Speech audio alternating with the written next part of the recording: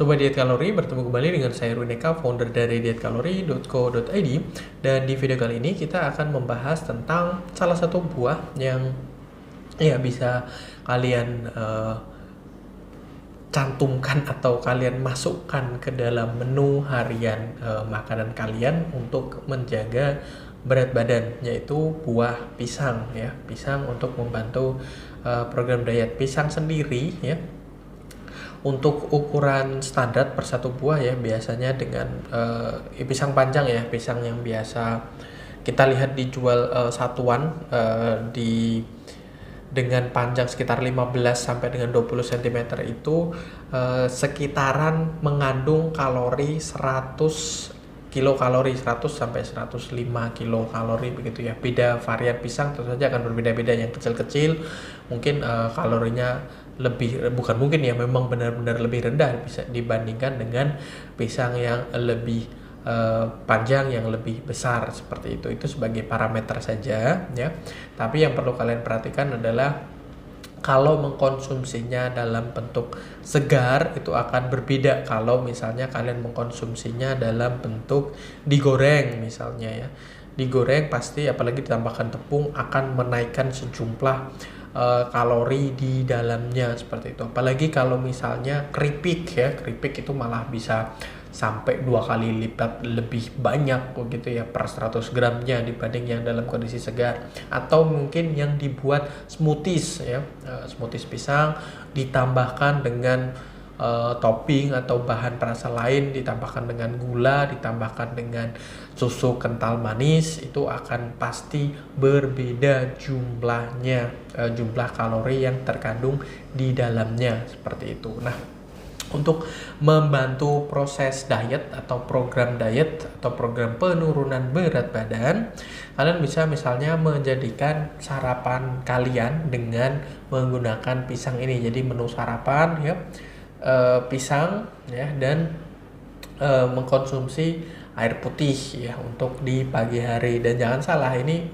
cukup untuk memenuhi kebutuhan kalori harian sampai nanti memasuki jam makan siang seperti itu. Dan juga ya, selain jumlah kalorinya, jumlah kandungan serat dari pisang itu juga cukup tinggi. Jadi kalian jangan khawatir misalnya menggunakan menu pisang ini sebagai menu sarapan, karena mencukupi kebutuhan kalori dan juga membuat perut kalian, membuat sistem pencernaan kalian tidak mudah lapar karena kandungan seratnya yang cukup tinggi.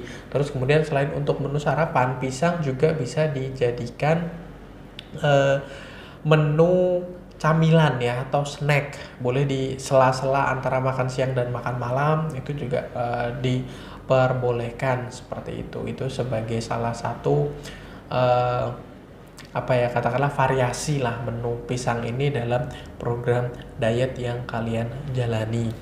Terus kemudian ya, karena kandungan kalorinya tadi ya antara 100 sampai dengan 105, jadi kalian juga harus berhati-hati seperti itu. Dan juga sekalipun pisang ini mengandung nutrisi, mengandung gizi yang cukup tinggi, kalian tidak bisa misalnya katakanlah bergantung dari buah pisang saja, makan makanan atau melakukan diet ya yang hanya dengan makan pisang saja ya. Sekalipun seratnya tinggi, tapi kita butuh protein yang lebih tinggi yang bisa disuplai dari makanan-makanan lain, atau sumber karbohidrat yang lebih tinggi juga gitu ya, yang untuk membuat energi kita senantiasa tercukupi dari sumber bahan makanan yang lain. Misalnya ya sumber karbohidrat kan banyak sekali, atau mungkin sayuran-sayuran yang notabene nanti akan mengandung protein atau vitamin atau ya apapun, atau misalnya daging, ayam, ikan misalnya ya,